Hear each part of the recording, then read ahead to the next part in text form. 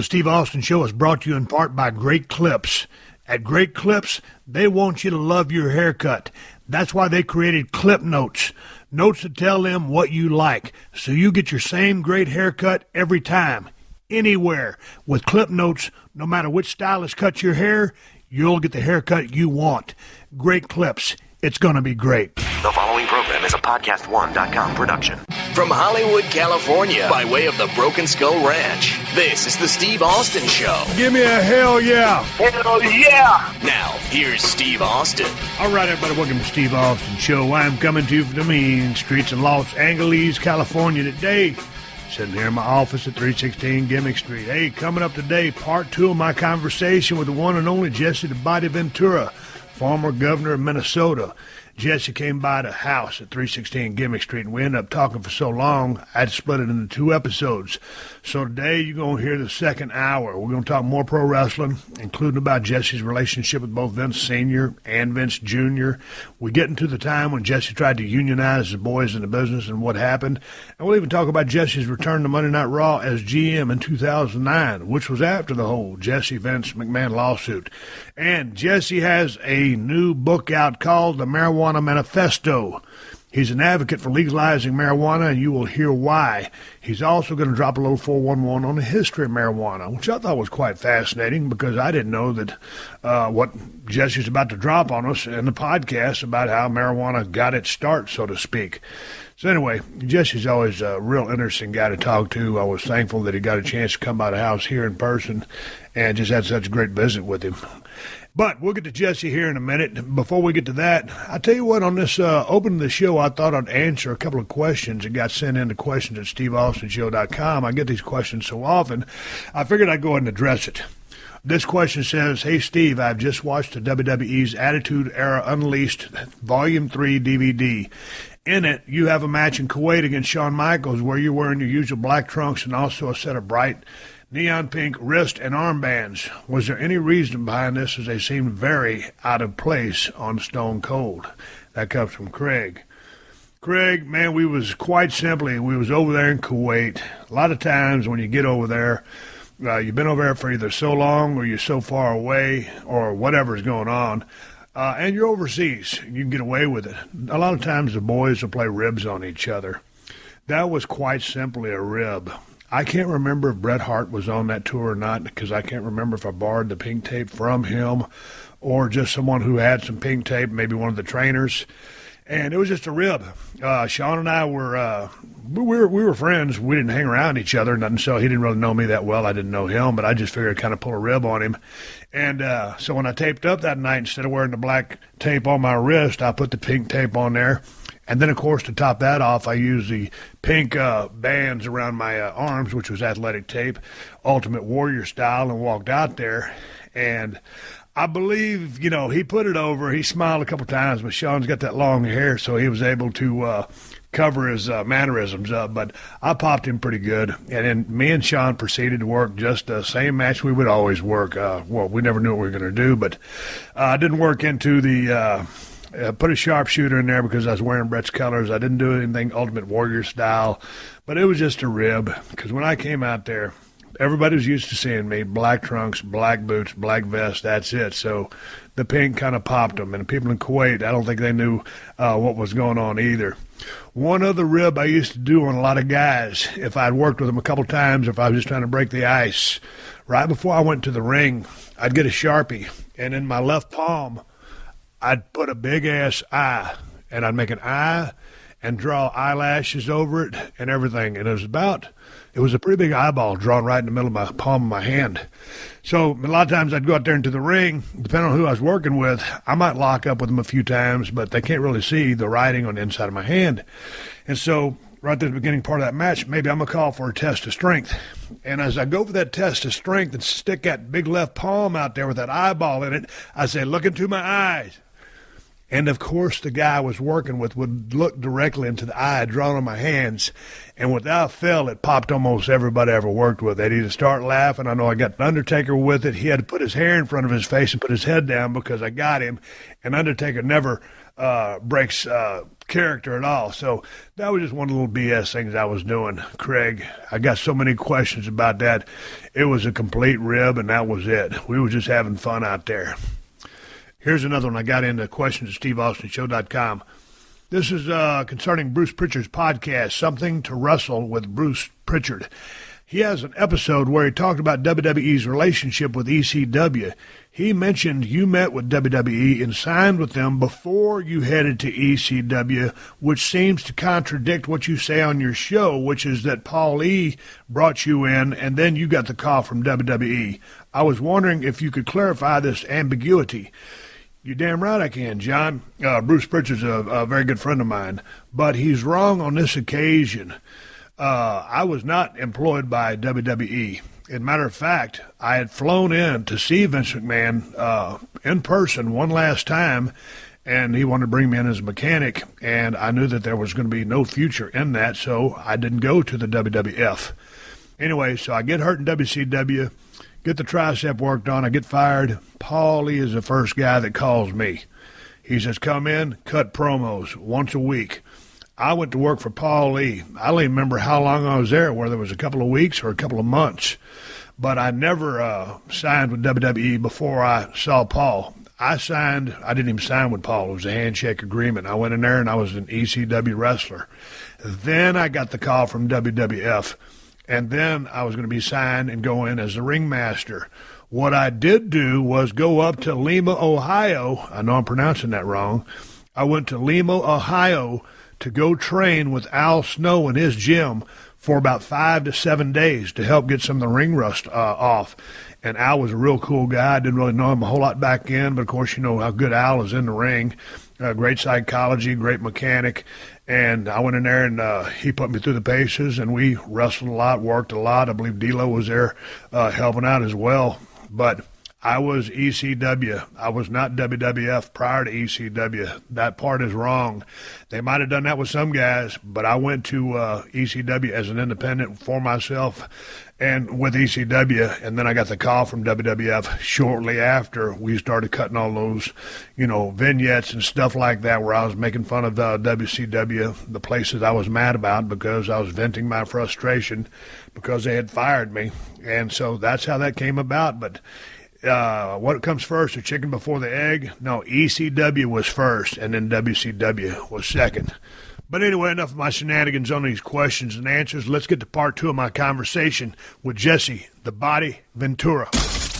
And looking back at your career, I'm thinking, unless I'm missing something from the Geigel days and watching, tag teaming with Adrian Adonis in AWA, East-West Connection, and then coming into the WWF as the Body, you never worked babyface. Never. Never. Here's once. The thing. No, once. When? Once. Beginning? Middle. No, okay. Portland. Okay. No, what happened there, I worked babyface for maybe a situation baby, heel turn baby. I had left and gone to Hawaii, and so they worked a split between me and Buddy Rose.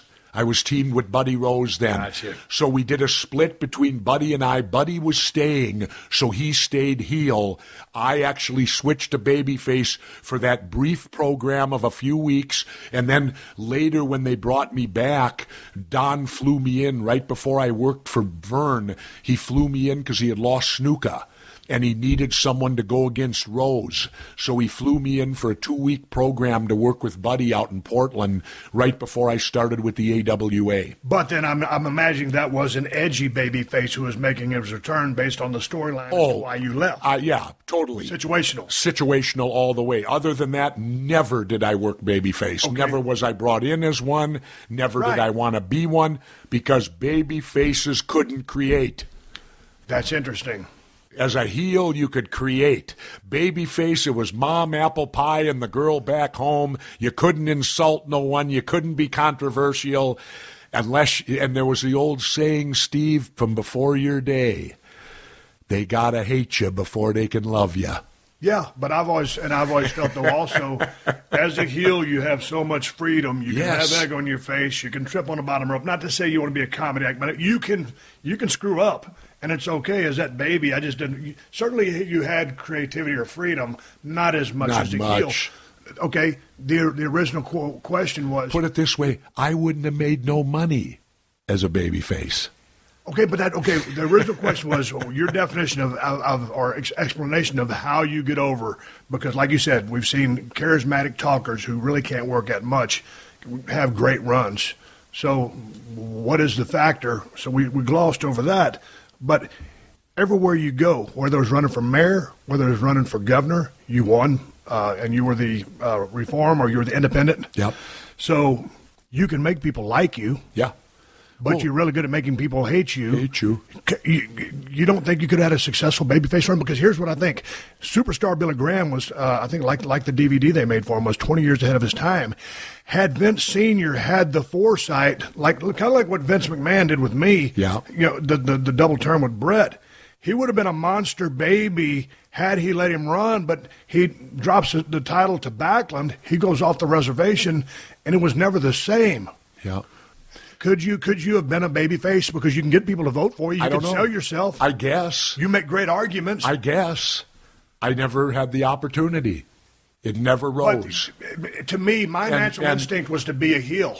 Me too.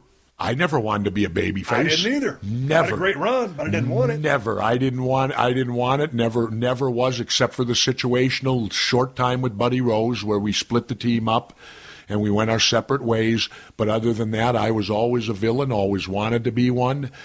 Didn't want to be Mom Apple Pie and the girl back home because I just felt that wouldn't allow me to create like I wanted to create. But also, back in that day, you couldn't have got away with some of the stuff that I was getting away with, which was considered cool, or I was very abrasive, but I had a very physical work style. But I was talking so much trash, it was entertaining people. Back in that day, it was more traditional. The business hadn't evolved to where it had in, say, 96, 97. Yeah. Oh, yeah, absolutely. That's like when people say to me, who's the greatest wrestler of all time? I go, you can't answer that. You can't. I always remember this year in the Olympics when Bella Caroli, the gymnastics coach, they started to pin him down on that girl today or Nadia Comaneci. And Bella was great. He said, that's impossible. He said they're two different eras. You cannot compare two different eras. Both were unique in their own way. And wrestling's the same way. You can't name, and say Hulk Hogan's the greatest ever, or Bruno was the greatest ever, or Steve Austin's the greatest ever. They were the greatest for their era. Right. And you have to, just like baseball, Henry Aaron, home run king, Babe Ruth, home run king. Right. That's their own era of time when they do it. And because one actually beats the other in number, well, there's a lot of things that could cause that. The ball's lively or it flies farther, who knows, whatever it could be. That's the reason you can never make comparisons between decades to decades, because it's a different time, it's a different place, and different elements in place, and how the business was perceived. When you first came into WWF, what year was that? Because that was the old man running the territory. In 81. 81. Yeah. What was the difference between, and everything evolves, but still, it was pretty specific between the old man and Vince taking it over when his dad sold the territory to him. My question is, what is the difference between the old man and working with Vince? Well, the difference was, as a promoter, the old man was the smoothest ever. I've heard that. You could go into him. I went into him so angry one day, went in, met with Vince Sr., walked out, achieved nothing, and felt good. And 10 minutes later, I was pissed again because I thought, he schmoozed me. I got nothing, and yet I left like I won. And I didn't. Where the kid, he didn't have something he didn't have that the old man had. The old man could, like I said, give you nothing, and you felt he gave you the world. Right. And I don't know how he did it. His whole persona and, his gentlemanly, never raised his voice. He was the complete opposite of any. The old man never talked loud. In fact, he always had his own villains that passed on his bad news. Yeah. Never came from him. He had other people that would give the bad news out or anything. But and then of course though to side with Vinny the kid, the old man kept his allegiance to the old promoters and all that stuff. Right. When Vinny came along, Vinny was good, and I'll call him Vinny as opposed to Vince Sr. because he had a dream and a vision, and maybe he wanted to beat his dad. I don't know. Maybe it was, you know what? I'm going to take this colossal great thing my father created, and I'm going to be Dr. Frankenstein and take it to a level that my dad would never have dreamed it could have gotten to. And he did. I give Vince credit. He's the P.T. Barnum of the generation. And, and one thing about Vince, he'll gamble, too, the year we did football and all that. I want to ask you he'll roll the dice. Real quick on promoters, though. You just working with Geigel, Don Owen in Portland, Ed Francis in Hawaii, Vern Gagne in Minneapolis, and Vince Sr. in New York. Give me a common thread of all those guys operating, and if you're in there for any kind of period of time, as far as psychology of trying to keep all the boys in a state of everything's cool, because with the egos and the common thread between all of them. Okay. Here's the they screw the boys over. That's the common thread. They all have their own ways. They all have their own techniques, but essentially they're doing the same thing. But you give it to Vince Sr. for being the smoothest operator. Oh, he was the smoothest operator. Like I said, Steve, I wish you'd have gotten a chance to work for him. Yeah. You'd have walked in so angry over something, and you'd have walked out feeling he solved the whole thing, and then 10 minutes later you realized he didn't solve anything. But he just got me out of the office and got me off my high horse, and he accomplished what he needed to get done. But I'll give you something, because you didn't deal with him in your later years, because you'd already been through the business and worked and moved on. But Vince Jr., he assumed those qualities, because I had many dealings with him, but I was on the same page with him. One time we had a meeting at catering, and it was one of those things where everybody gets together to, put the rally caps on and get the morale up. And anybody have any questions? One particular person stood up and asked a question, and I don't remember the question, but it was so basic, you knew what the answer was going to be. And Vince spun that person around, and just, you could see the cycle going. Oh, yeah. And then the person goes, okay, and sits down, and everybody in the room except that person knew that they had got hoodwinked. Yep. And they witnessed it firsthand. So I've seen many cases of it, and I've heard other guys say the same things about going in to see the old man, and all of a sudden everything's hunky-dory, fine. The door slams, you can't go back, and 5 seconds later, I didn't get anything accomplished. You know what the greatest compliment I was ever paid? I've heard this. What was it? Freddie Blassie. Yes. Classy Fred Blassie. Your own shots. Yep. Freddie, one day, apparently, when I was at the height of the whole Saturday night main event, I had my own dressing room. Never asked for it, but all of a sudden I got a dressing room with my name on it and all this.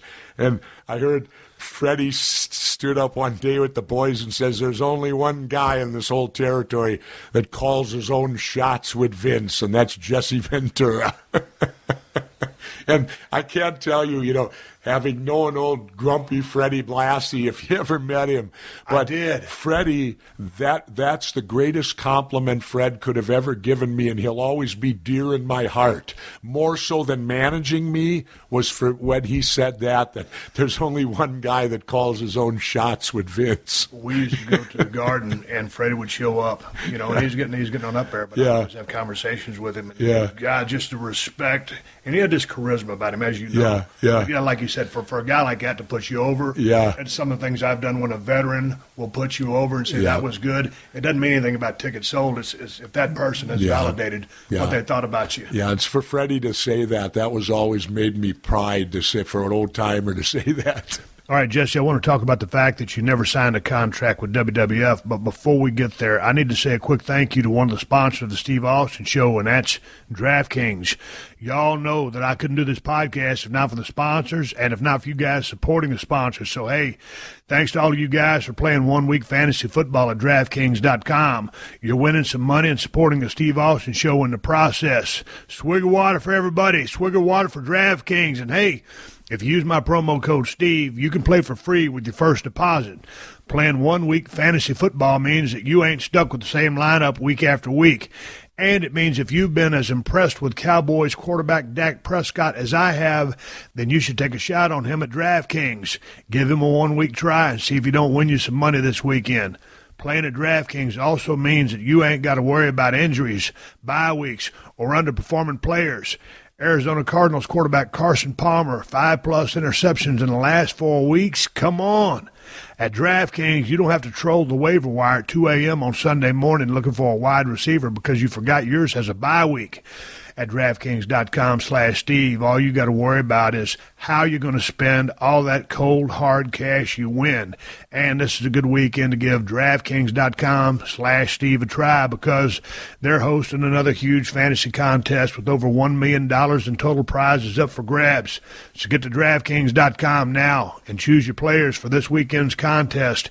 And if you use my promo code Steve, you can play for free with your first deposit. That's promo code Steve to play for free for your share of over $1 million in total prizes this weekend, only at DraftKings.com. Eligibility restrictions may apply. See website for details. Hey guys, it's Mark Schlereth from The Stinking Truth, and I am so excited because football season means not one, but 2 podcasts every week. Episode 1, I always talk about the games that just happened. In episode 2, we go game by game with my picks that you need to be on. That's The Stinking Truth every week, twice a week. Download it now or subscribe at podcast1.com. The Steve Austin Show. The Steve Austin Show. I read that you never ever signed a contract with WWF and that you never took a piss test. Never. Did everybody else sign a contract? I guess I didn't look out for everyone else. We're independent contractors. Vince so is, to speak. Wait, Vince. I know you're gripes Vince. on this. Wait, Vince is lucky I didn't go for the Senate, because had I gone into the Senate, I would have started a senatorial investigation as to why pro wrestlers are called independent contractors when they're not. You work for one company, they order you around, they control your whole life. How are you possibly an independent contractor except for they don't have to pay your Social Security? That's why. Right. And so Vince is lucky that I never got to the Senate, because I would have investigated that, because to me, look at the thousands of dollars it's cost all of us wrestlers to have to pay 15% or whatever it is as an independent contractor on our taxes. That's a bee that's been under my saddle since I began wrestling. I thought, we are not independent contractors. I can't work for another promoter on Wednesday and then work for you on Friday. It don't work that way. How are we independent contractors? You brought up the idea of a union way back in the day. What was it, 84? No, it was right before WrestleMania 2. Okay. Because I left and did Predator and became part of the Screen Actors Guild, and before I signed with Vince, I told him, don't worry about union, Vince, I got mine. Okay. If they don't want it, that's their fault. But when you brought up the idea, like, did you have any design on how it would be run, what you would try to accomplish? All I did, it was WrestleMania 2. 2 weeks before it, all the publicity had gone out. The advantage was ours. See, Jesse Ventura studies business. The advantage was ours. I waited so there was no agents around. I stood up in the dressing room and I gave a speech to the boys. And this was at the time we were still battling Charlotte. And I said, if we go together and simply tell the media we are not wrestling unless union negotiators by federal law come in and give us the opportunity to unionize. I said, guys, the people that turn on the lights in these buildings are union. I said, they have to do it by law. It's in our favor. Then if we engage the Charlotte guys to do the same thing, we can have a union in wrestling. I gave this big speech. I left it there. I went home. The next night I got a call from Vince, who basically threatened to fire me if I ever brought it up again, and read me the riot act. And I then went and did WrestleMania 2 and immediately left and did Predator and was a member of the Screen Actors Guild now, my union that I get retirement from now, health care from, all of that from. And so when I came back to Vince, I told him point blank, Vince, I won't ever bring up union again. I said, if these guys are too stupid to fight for their rights, I have my union now. I'm a member of the Screen Actors Guild. I get health care, I get retirement, I get everything from them. I'll pay my union dues. You won't hear from me. Well, then when I sued Vince, we had to depose him. And on the way out, I told my lawyer the story. And in deposition, you can bring up anything. And I said, if you can, David, find out who ratted me. I said, find out who ratted me that day, because it was one of the boys, because there were no agents there. Yeah. And so we got in there, Vince, and my attorney was great. He says, Mr. McMahon, he said, has there ever been a union in wrestling? Vince, no. Anyone ever try to form one? Vince sat a minute, says, well, yeah, as a matter of fact, I think Jesse Ventura spouted his mouth off about it once years ago. And my attorney goes, well, how do you know that? Did you hear him? No. Well, how did you know he spouted his mouth? He didn't even hesitate. Hulk Hogan told me. I was sitting in the chair and at a deposition. You didn't sell it. Well, at a deposition, you can't talk. Right. And you got to be. I was there. It was like someone punched me in the face. This was my friend. And I thought, Hogan betrayed me. Hogan called Vince and ratted me. Was an office stooge. In my day, that's what they were called. That was a lowlife, an office, somebody who reports to the office in the old days, and it stunned me. I sat there in the chair, and I couldn't even think that it was Hogan. And then Vince admitted it on Larry King, too. And there's no reason for him to lie. He's under sworn oath. And then Hogan continued to lie about it and said he didn't do it. And I've never spoken to him since, and I don't care to, because he sold, in my opinion, Hogan sold me out. And then I found out in the trial why. Why? Well, in the trial, we got the records of WrestleMania 3, the big one, right. Him and Andre. Well, Hogan made more money than all of us combined, including Andre. If you took the payoffs of Andre and the whole rest of the card, Hogan made more than we did. So naturally, he didn't want a union. Right. That could even out the money a little bit more. And when I saw that he made more than Andre and all of us combined, then the picture was crystal clear to me that he sold us out because he was getting taken care of and he didn't want nobody else horning in on the good deal he had. How was going back in 2009 when you were the general manager for Night of Monday Night Raw and you got a chance to interact with Vince? Yep. A couple of promos, and then you did color on a match. Yeah. Well, I mean, y'all clicked right back into the old gear. For me, I took it as that when they flew me there, I turned to my son, because my son came with me that night, and I turned to him and I said, Ty, I said, please bear with me tonight, but this is an opportunity for one night for me to go back and be who. And so did you notice I villained it? Yes. Everyone was going to cheer me, and I right away turned and went villain. I did that on purpose. I said, I want to be the old Jesse. And so I went there and went against all the baby crap and went total villain. And what it did, it gave me a fleeting moment of enjoyment of what it used to be. It's like anything in life when you leave something and you never do it again. Rarely do you get an opportunity to relive the feeling.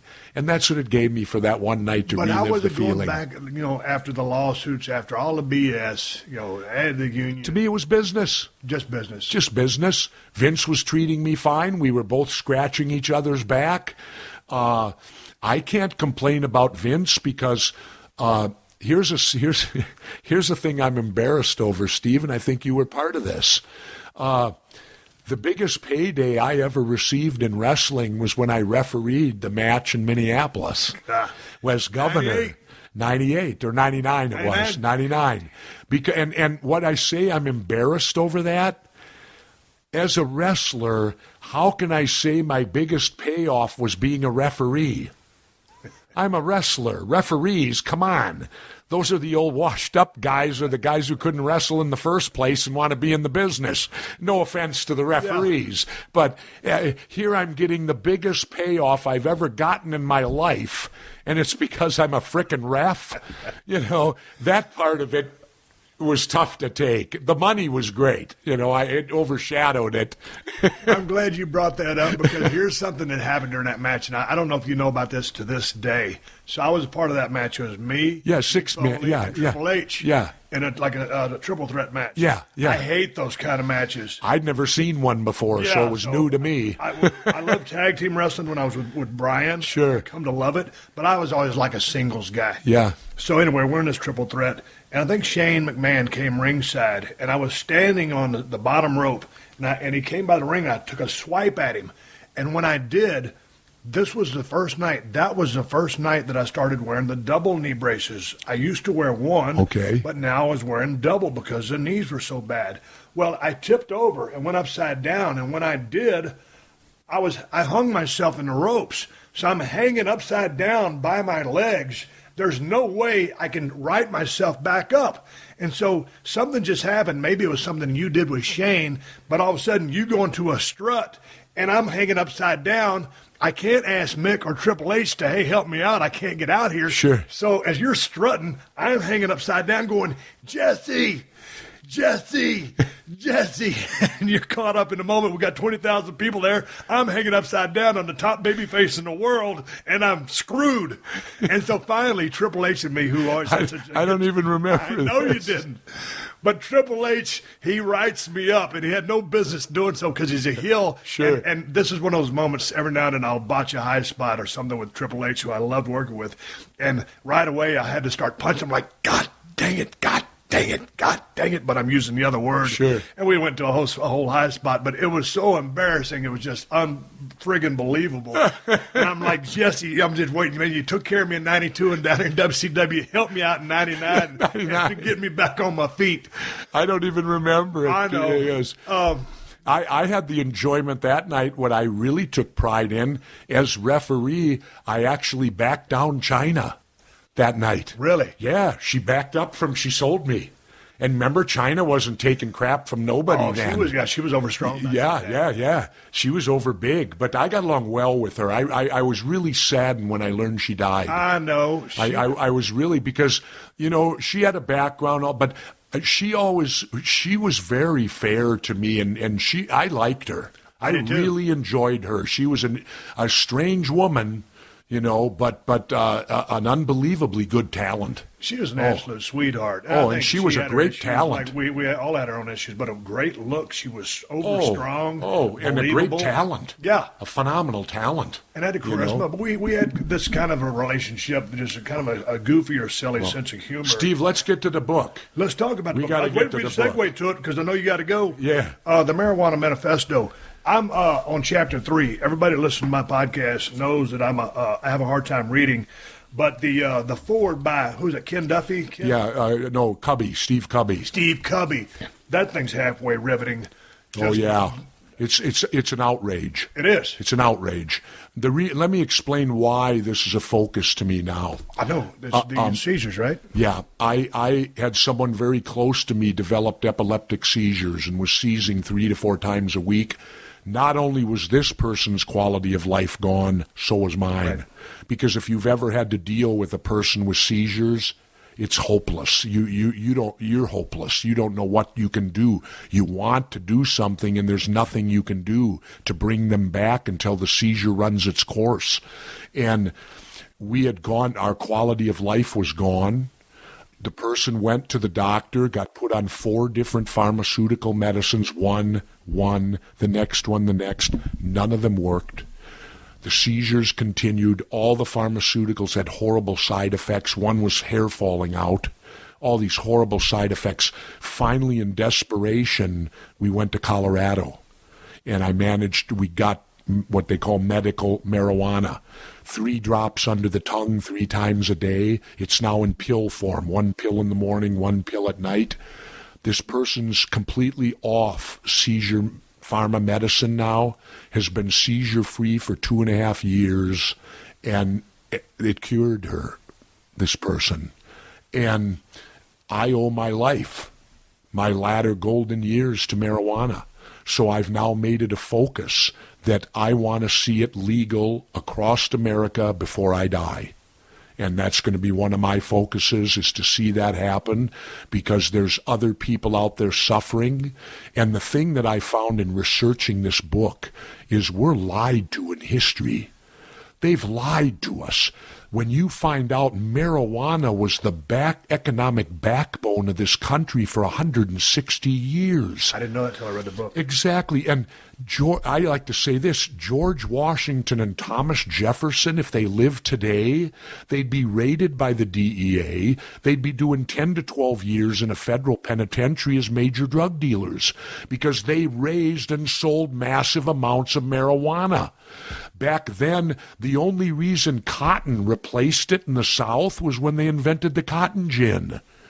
It was marijuana before that. This country, and my other argument, the Constitution, the Bill of Rights, and Betsy Ross's flag are all made out of marijuana. If that doesn't make it all American, what could? Right. And I argue we allow tobacco, we allow alcohol. Why is marijuana? And then you learn why. Because William Randolph Hearst wanted to corner the market, so he paid off the politicians to make it illegal, so we'd have to buy his lumber from lumber and trees, the paper, rather than marijuana. I love to throw this out, too. My friend Willie Nelson, I've been to Willie's home, and Willie's a great guy. He is a phenomenal guy. Does he actually have a home? Right in Austin. Well, he loves to be on the bus. Well, okay. That's the point I'm getting to. Willie doesn't only smoke pot, which who cares? So did Satchmo. Louis B. Armstrong came out and said he smoked before every time he played. Now, if that gets you Willie Nelson and it gets you Louis B. Armstrong, I'm trying to figure out what's wrong with marijuana. And Willie, not only does he partake in it, which everyone knows about, get this, he runs all his tour buses on biodiesel fuel from marijuana. Yeah. So it can power our vehicles. This plant is so remarkable when you learn about it. You think, why have we been eradicating it? And then I love to throw this in, Steve, for all the religious people out there. Okay, then you have to admit God made marijuana, because it was here before we were. So if God made it, what right do we have to destroy it? To destroy something God made. And if he made it, then as the stories go, he made it for us to use it. Everything was put on earth for us to use. Why aren't we using it the proper way? And I dedicated the book to my friend Tommy Chong, because people laugh about Cheech and Chong. He made his living at pot. But Tommy's a brilliant guy if you ever meet him or read his on the internet. And Tommy informed me there should be no difference between what they call medical and recreational, because the people that smoke it for the euphoric feeling are doing it for mental health. They're doing it, and what's wrong with that? I'd rather have someone take a hit of a pot than be on Prozac. Right. You know, and so if you smoke it for your mental health, you're not harming anybody. Why? How can in a free country can you commit a crime against yourself? There's so many arguments, and I'm only at the beginning of the book, but there's so many arguments for and against. In Colorado, it's legal, right? Well, technically. Because you can only buy so much. Yeah. See, your argument is you can go and buy as many cigarettes, as many alcohol as I want. That's when it's legal. On it. That's when it's legal. Right. When you can walk in and there's no limit. You can buy as much alcohol or cigarettes as you want. Right. Or cheeseburgers. Yeah, exactly. So why do they limit you to an ounce of marijuana, or a half an ounce is the most a visitor can buy? Yeah, so I don't understand the argument why that's the way it is. But the good thing is it's happening state by state. That's the way it's going to be legalized, because California is going to vote next this fall, and I expect them to legalize. I hope it happens out here. I would think in California, just because of California, that's what it would be. When in some of the Colorado, all the bad things they told you about it aren't happening. No, but what about the wrecks? What? I mean, what about just driving under the influence? I mean, because if you drink and drive, there's a breath meter, and they can tell you what percentage you're driving at, and there's a 0.10 or a 0.08 depending on what state you're in. Yeah. So with respect to marijuana, I've driven. It's called personal responsibility. You're not supposed to drive under the influence of anything. I could counter Steve and say, I think texting and cell phones are more dangerous. I would agree. You know, and people do that. Drive out here in L.A. today and take a look at as people drive. Half of them are looking. I noticed. Half of them are looking at a cell phone. Yeah. Well, excuse me, that's a 2-ton projectile that goes 100 miles an hour that you're in charge of. You ought to be paying attention to what you're doing. It's like I said when I was governor. With freedom comes a price. We all want freedom, but along with freedom comes the yin and the yang of it, the freedom to be stupid. And we have to accept that. And as I used to say, you can't legislate stupidity. People are going to do stupid things. And in the case of, yes, you should not drive under the influence of marijuana. But also the testing's unfair because if they were to test you, you could smoke pot on Saturday, and on Thursday, if you're pulled over, you'll test positive. Well, you're not under the influence of marijuana 5 days later. I get you. So they need to find a mechanism that will immediately, are you under the influence while you're driving? But on the flip side, if you are driving on pot, chances are you're going slower. Chances are you're abiding by the laws more so than speeding. Maybe, but if they were to have that mechanism, do you think that would help the cause? Maybe, maybe not, because every day in America there's 300,000 drunk drivers out there. Who doesn't know it's illegal? There's no excuse to drink and drive, and people still do it, don't they? Correct. And they're not outlawing alcohol, are they? But so that's my point. Is it Big Pharma? Oh, that's one of them. Oh, it's Big Pharma. It's the tobacco industry. It's the alcohol industry. None of them want it legal because that all cuts into their profits. If someone, they've already proven one of the major lies. We've always been told that marijuana is a gateway drug to heroin. Right. And yet now it's been proven in every state that's legalized marijuana, heroin usage has dropped. It's done the opposite. And when you look today, and Hillary Clinton takes the chicken way out, like all politicians, well, we need more testing. No, we don't. Yeah. There's a university in Israel, the Cannabis University. We fund it. The doctor over there knows everything about it. He's already stated it will help post-traumatic stress for soldiers coming home. He's stated it will help the head trauma in the NFL. Yes. It already, as you saw Steve Cubby, it cures some forms of cancer. It stops you if you're getting chemotherapy, you're able to eat and consume food.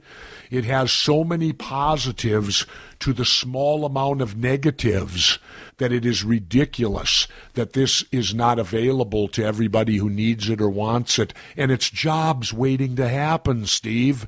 How many people work in the tobacco industry? How many people work in the alcohol industry? How many jobs are waiting? The state of Washington, you know what their first windfall was when they legalized? And I can tell you as a governor, this is mammoth. They saw a 15% drop in their statewide judicial budget. 15%. You're talking hundreds of millions of dollars. Right. Out of your judicial budget, as taxpayers, you don't have to pay for that. People need to understand, every time a person gets arrested for anything, that costs you money. It costs you taxes to arrest anybody for anything. Well, why are we arresting people for committing crimes against themselves in a free country? God damn it, it's an argument. There is no argument. Why would it be illegal when George Washington and Thomas Jefferson used it? Excuse me, they were smoking pot and they wrote the Constitution and the Bill of Rights. I find those two documents pretty damn good. And get this, Washington even knew in his diary, he knew about cross-pollination. He talked one year, he was angry because he let his hemp cross-pollinate. He lost his female and male plants. So they obviously knew about the euphoric feeling too. Yes. And what's wrong with it? I've told people, If I went to a party and was offered a party to go to a drinking party or a pot party, I'd take the pot party. The chances of violence are slim to none. With drinking, it's 50-50. Nobody's going to throw up on me. And you can smoke pot till 3 in the morning and get up and go to work and function. Drinking, you drink till 3 o'clock, get up at 7, you ain't going to work. Good point, but I want to talk about the research you put into this book, and we'll go into that after I give a shout-out to another former pro wrestler who's put a ton of research into physical fitness and healthy living, Diamond Dallas Page. His DDP yoga program hasn't just changed lives, it's saved lives. Jake the Snake Roberts and Scott Hall can attest to that. And take a look at all the pro wrestlers in the biz who say they're still in the ring because of DDP yoga. Chris Jericho, AJ Styles, and Kane. And have you seen Mick Foley on Monday Night Raw lately? He's lost over 75 pounds doing DDP yoga.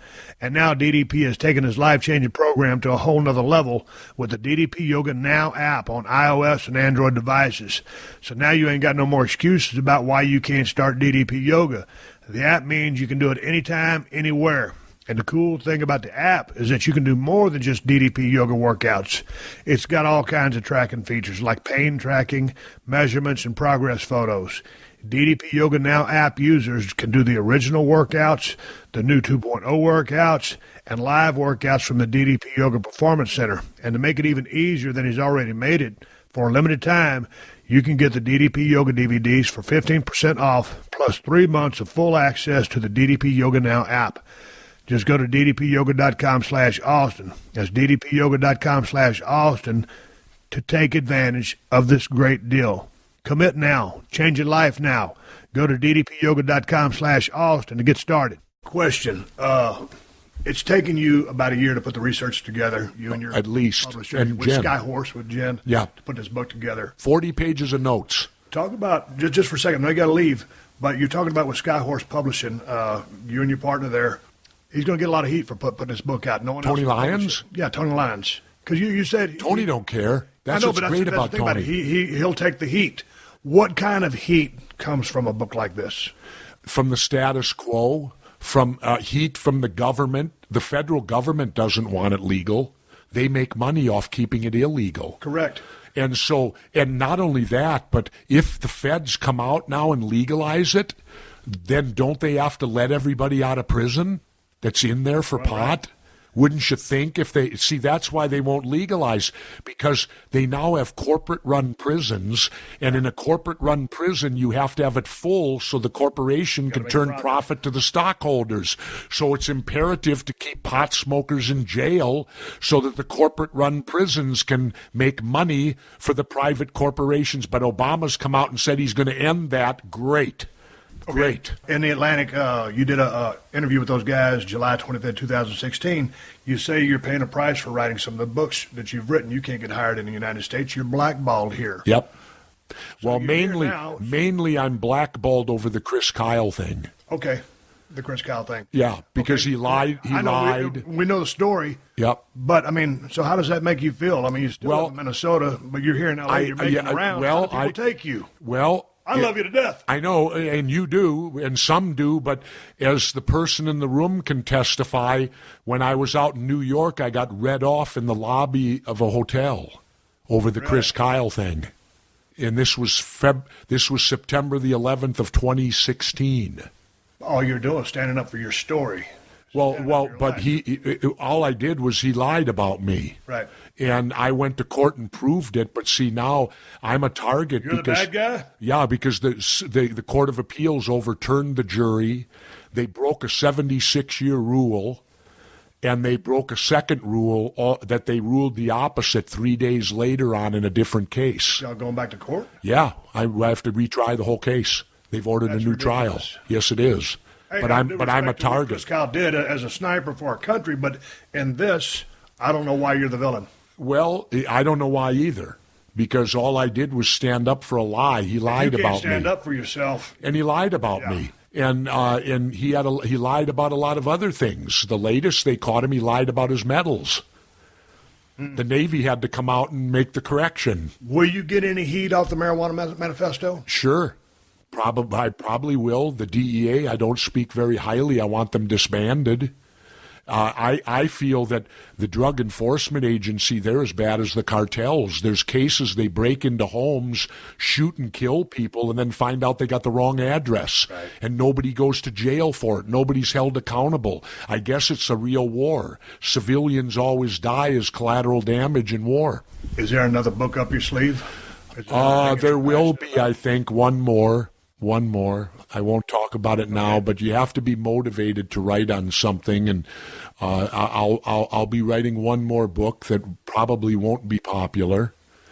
I don't know. Okay. But I have to do it. Then it'll be. I'll tell you what it is. It's going to be a book on my trial. Really? Yeah. I want the public to see the transcripts of the trial and see what this Court of Appeals did. And all this because I think the public needs to know that when you're a person like me who stands up as an individual, that you can get targeted by them. I don't know how you feel about Mr. Snowden, but to me he's a hero. Right. Because he exposed the government for violating the Fourth Amendment to the Constitution, and yet he's treated like a criminal, and if he comes home, he'll be arrested and put in prison. Well, do you know who John Carrico is? No. Oh, you need to have him on. He's a former CIA agent who refused to take torture training to torture people. He's the one that exposed the torture in Iraq. Guess who went to jail? He did.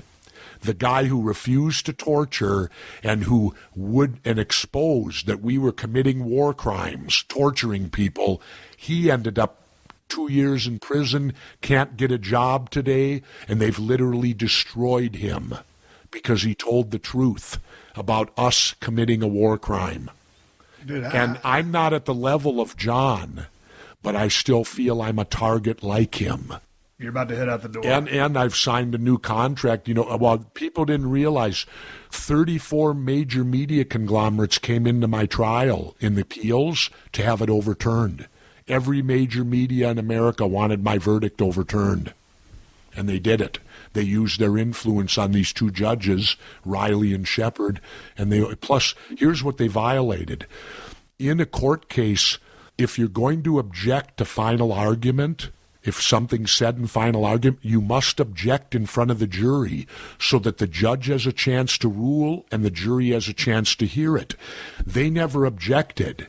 The jury left at 11:58. At 12:02, they objected, and the judge overruled them. The two judges then overturned the case over something that was never objected to during the case, which broke a 76-year rule. Then they overturned a Minnesota law called unjust enrichment. They now say that can't apply. Well, the rules to the appeals court state you can only argue the theory that was argued in the trial. Well, the media came in and argued a new theory, and they accepted it. 3 days later on another case, they ruled directly the opposite way. And I'll state this. It even came out, I've heard from other judges have said clearly, Jesse Ventura, they're out to get him. How about if I finish the book? I know you're going to go. Are you going to go back to Mexico when you get done making your media rounds? No. In fact, I'll tell you what I'm doing. Being that I'm blackballed in the U.S. media and no one will allow me, I took a job with on the internet where the company's owned by Carlos Slim, the Mexican. Well, that did a year and a half, and that didn't quite work out because of other things. But during that time, my show was picked up by Russian television. I read that. And I've now signed a 2-year contract with Russian television. I will be on there with Russian TV the night of the election. And people call Russian TV a propaganda tool by the Russian government. That's a lie. Yes, we're financed by Russia, but so is PBS financed by our government here, PBS. Right. Plus, we don't have no advertising, so Big Pharma can't control me or no advertiser will control me. They flew me to Russia in December. I met Putin, and I've been assured I will never be censored in any way, shape, or form. I can say what I feel, and they've done it so far. I have to believe them. But isn't it ironic, Steve, that I, as a Vietnam vet and lived through the Cold War, it's now the Russians giving me my free speech? and not my own country. Will you film that here? Yeah, it's RT America. It's so powerful. My show will be seen by 800 million homes throughout the world. It's second only to the BBC on world coverage. It's just that Russian TV's censored here. It's hard to get it in the United States. As soon as I get back from this. As soon as I'm through, how busy do you want to be? And as soon as the election's over, I want to be busy when I'm in the States. But see, I've got a deal set up with them where I'll do 8 shows, then I'll go to Mexico for the winter, and then come back and do shows again. So it's not 24/7. You're talking 8 shows. It's more shows than that, but it's 8 in a block, and they've bent over backwards for me. I do them right in Minnesota. But it's things that you're passionate about? Anything I want to talk about. Yeah, you just decided. Okay. Yeah, and we're going to talk about all those controversial things like medical marijuana, like torture. Like I heard Putin interviewed the other day, and the BBC guy was getting on him about Russian aggression. And President Putin said, well, let's put it into common sense terms. Russia, we have 2 military bases outside of Russia. He goes, the United States has 174. Who's the aggressor? Yeah. Well, I sit back and go, gee, when you 174 to 2, I'd say we're the aggressor out in the world. See, the United States, we're living with blinders on. Did you know, Steve, that there was a poll taken 3 years ago by Gallup? 3,000 people internationally. No U.S. people. One of the questions was, if your country were to go to war, who would it be likely be against? 23% answered the United States. 8% answered China. 6% answered Pakistan. 1 out of 4 people internationally think if they go to war, it'll be with the U.S. As a veteran, I hang my head in shame over that. That's how we're looked at now. We're the war country. We're the country that everyone fears will go to war against. I want to change that. And, working for the Russians, here I'll have some fun with you. Why aren't, after all these years, they should be our friend? Shouldn't they? After all, finally? I'm just wondering where the heat's at. Wait, and here, me too. Why? But here's my kicker thing. Well, we should be friends with Russia. After all, they're white. This isn't Mexico we're talking about here. Brown-skinned people we want to build walls to defend. These are white people, And I do that tongue-in-cheek so people know, But I do laugh about it and think, gee, they're white people. Why wouldn't we want to be friends with them? But here's the other reason I want to do it, Steve. My father fought in World War II, 6 bronze battle stars, North Africa, Normandy, Battle of the Bulge, Anzio, Berlin, Remagen Bridge, and he didn't talk much about the war, but he did tell me about Berlin, the friendships he made with the Russians when they got there. And I could never figure out how they became our enemy before the war was even over. They did. Well, it's because Wall Street ran us, and who's Wall Street afraid of? Socialism. That's how come they became our immediate enemy. Well, with my father in mind, I'm 65 now. I want to do anything I can to make us and Russia friends. And if it means a little part is working on Russian television to show both sides, we can do it. That's what I'm going to do now. That and get marijuana made legal. Those are the 2 things that I'm focusing on now in my golden years, as they call it. More conspiracy theories coming? No. I got in so much trouble for that. I got read off on the floor of Congress. Did you know that? I didn't know that. Oh, yeah. I got read off on the floor of Congress when we did the show about the FEMA camps. When you say read off, what does that mean? That means a congressman got up on the floor and read officially into the record what a horrible person I was for exposing that they ordered FEMA to build these camps around the U.S., and we took photos of them. They look identical to the German camps. They got spurs coming up. We went to one. Barbed wire fences. And do you know how to read barbed wire? You're going to learn. Barbed wire.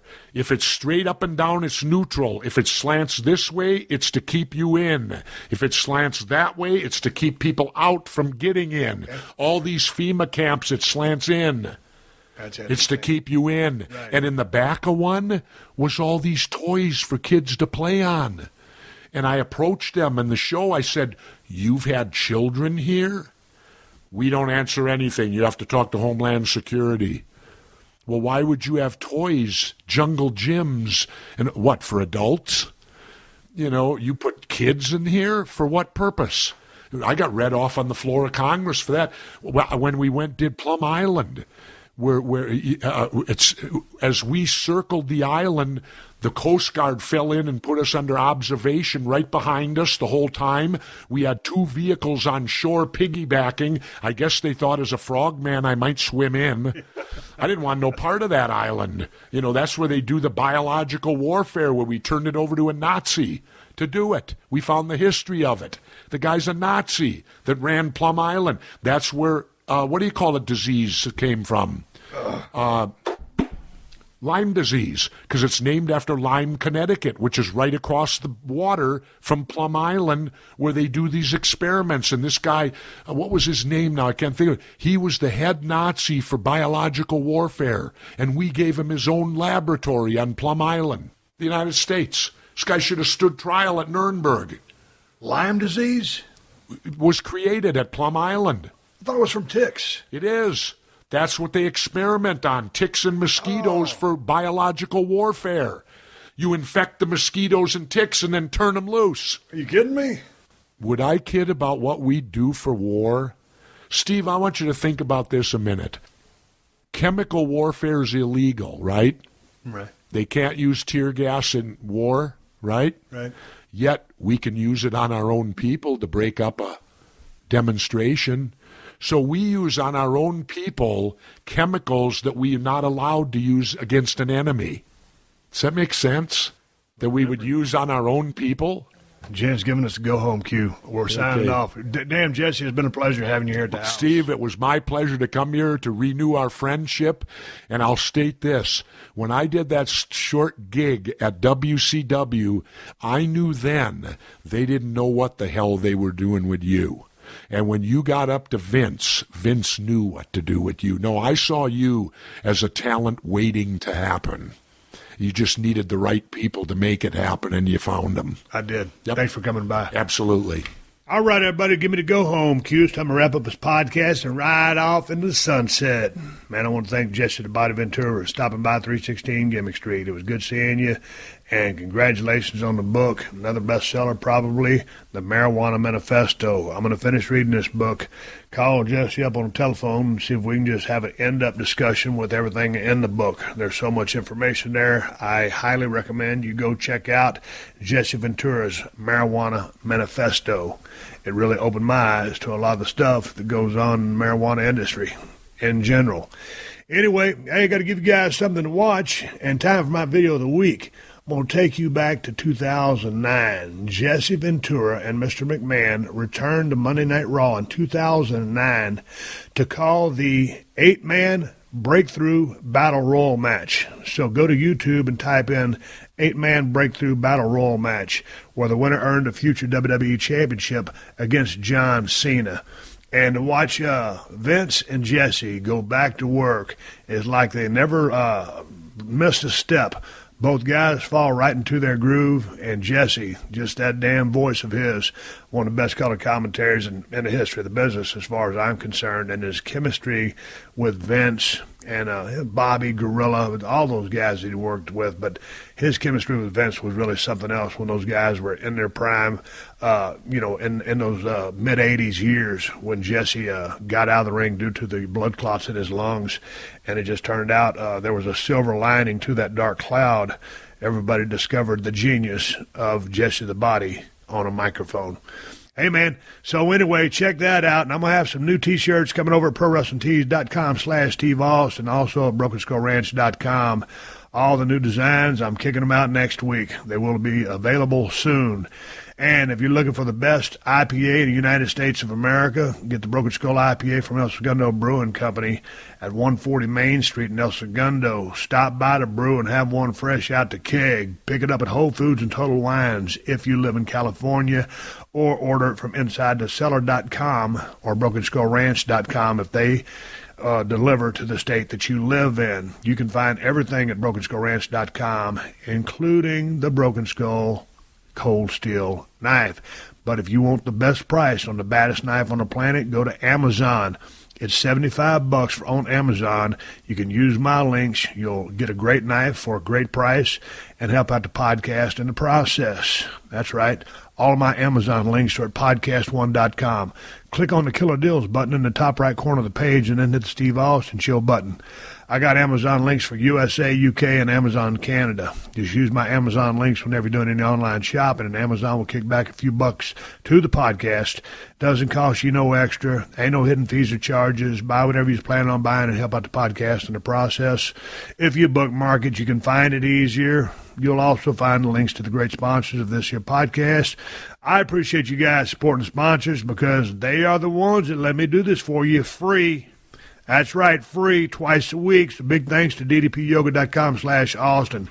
Get 15% off the DDP Yoga DVDs and 3 months of full access to the DDP Yoga Now app for a limited time and to DraftKings. Use my promo code Steve to play for free this weekend. And hey, the 60-second AP News headlines are coming up next. Until then, folks, my name is Steve Austin, and I will catch your ass down the road. Download new episodes of The Steve Austin Show every Tuesday at podcastone.com. That's podcastone.com.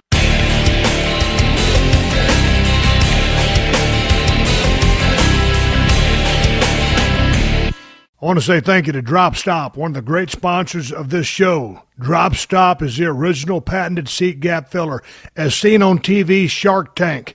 Get the original Drop Stop at buydropstop.com and use code STEVE for 2 free gifts and free shipping. Stay tuned for the latest AP News headlines from Podcast One right after this. AP Update, I'm Ross Simpson. Are we going forward together, or are we going to be pulled backwards by someone who wants to bully us? Hillary Clinton didn't mention Donald Trump by name during a campaign rally in Dade City, Florida today, but former Miss Universe Alicia Machado, who introduced Clinton, said Trump was cruel to her when she put on weight and he called her Miss Piggy. Trump was overwhelming. I was scared of him. He made fun of me, and I didn't know how to respond. Texas Agriculture Commissioner Sid Miller has deleted a post on his official Twitter account that used a sexually explicit and derogatory term for women when he referred to Hillary Clinton.